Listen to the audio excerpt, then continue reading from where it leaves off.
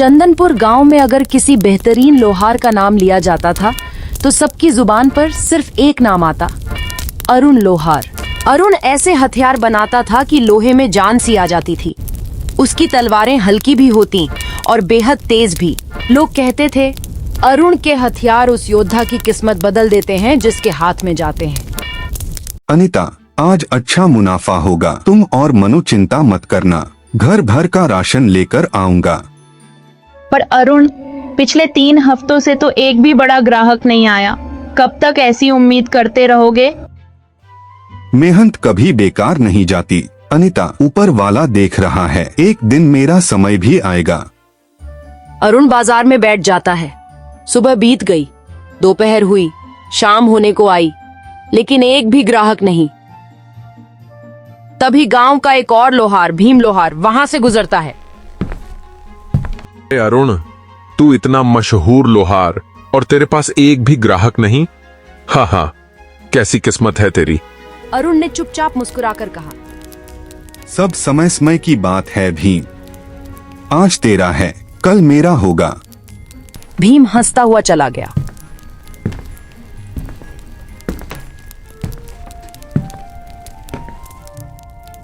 अरुण उदास बैठा था कि तभी एक शाही सैनिक आया।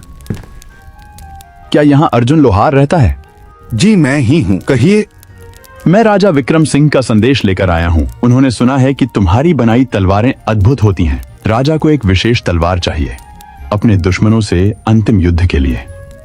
ठीक है सैनिक, मैं तलवार बना दूंगा, लेकिन मेहनताना।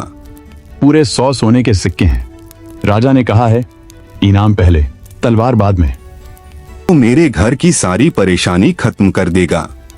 वह सामान खरीदकर खुश होकर घर पहुंचा। अनीता खिल उठी, मनु उछलने लगा। अगले ही पल अरुण ने दिन रात मेहनत करनी शुरू कर दी।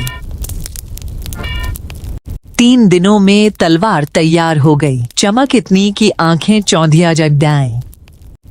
यह तलवार सामान्य नहीं, कुछ खास बन गई है।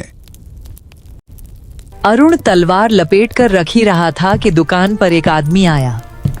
भाई, मुझे एक तलवार चाहिए, बहुत तेज और मजबूत, अभी दो। भाई, इस समय मेरे पास तलवार तैयार नहीं, नई बनानी होगी, थोड़ा समय लगेगा। इतने में नागेश की नजर उस चमकती तलवार पर गई। दे दे, 2 गुने पैसे दूंगा। नहीं, यह किसी की अमानत है। 3 गुना। नहीं। 4 गुना, जो चाहे बोल दे। भाई, चाहे खजाना दे दो, यह तलवार नहीं दूंगा। नागेश गुस्से में वहां से निकल गया, पर उसकी आंखों में लालच साफ दिखाई दे रहा था। नागेश असल में एक गुलाम था, चंदनपुर के सबसे खतरनाक डकैत भैरवनाथ का आदमी। सरदार, वो तलवार मुझे दे नहीं रहा, पर मैं उसे धोखा से जरूर ले आऊंगा। ठीक है, उसके आसपास रहो, उसका भरोसा जीतकर तलवार चुरा लाओ। अगले दिन नागेश फिर अरुण के पास आया। भाई माफ करना, कल मैं गुस्से में था। तुम मेरे लिए नई तलवार बना दो, जितना समय लगे लगे। लगता है इसे अपनी गलती का एहसास हो गया है। चलो, इसके लिए दूसरी तलवार बना देता हूँ। अरुण तलवार का नक्शा बनाने में लगा और नागेश मौका देखते ही शाही तलवार चुपके से उठाकर भाग गया। कुछ मिनट बाद अरुण ने देखा, हे भगवान, तलवार गायब। मैं राजा को क्या जवाब दूंगा, क्या करूं? तभी वहां पर एक देवी आई। अरुण रोने लगा। जिस तलवार में तुमने ईश्वर का स्मरण करना भूल गए, उसमें शक्ति कैसे आती? याद है मैंने कहा था, जब भी विशेष हथियार बनाओगे और मेरा नाम लोगे, वह दिव्य बन जाएगा। पर तुम उस दिन जल्दबाजी में थे, इसलिए वह तलवार सिर्फ लोहे की तलवार है, शक्तिशाली नहीं। तो राजा को क्या दूं? वही तलवार बनाओ जो ईश्वर को याद करके बनती है, जो सत्य, रक्षा और धर्म के लिए बनी है। उसमें असली ताकत होगी। अरुण ने 3 दिन 3 रात काम किया, बिना रुके, बिना थके, और इस बार तलवार पहले से चमकदार। राजा विक्रम सिंह आए। अरुण, क्या तलवार तैयार है? जी महाराज, यह रही आपकी असली दिव्य तलवार। इसमें जैसे बिजली दौड़ रही हो। अरुण, कल युद्ध है, तुम भी मेरे साथ चलोगे? अगले दिन मैदान में भैरवनाथ अपने चोर दल के साथ खड़ा था। सरदार देखो, अरुण की तलवार है हमारे पास, आज जीत हमारी है।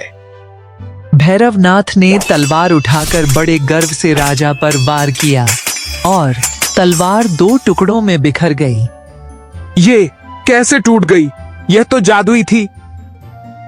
तभी अरुण आगे आया और बोला, चोरी से ली गई चीज कभी ताकत नहीं देती।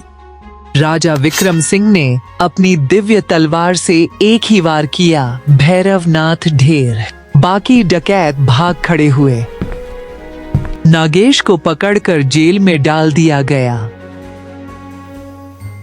तुमने केवल तलवार नहीं, धर्म की रक्षा की है।